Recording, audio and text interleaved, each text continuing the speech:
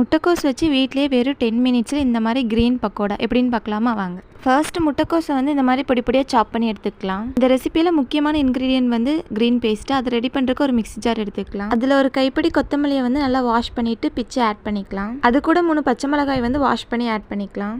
Next ஒரு துண்டு இஞ்சியை வந்து தோல் வச்சுட்டு அதையும் ஆட் பண்ணிக்கலாம். நெக்ஸ்ட்டு 4 பல்லு பூண்டையும் அது கூட ஆட் பண்ணிக்கலாம். இப்போ எல்லாத்தையும் ஒரு ஃபைன் பேஸ்ட்டாக வந்து கிரைண்ட் பண்ணி எடுத்துக்கலாம். இது கூட வாட்டர் ஆட் பண்ணி கிரைண்ட் பண்ணிக்கோங்க.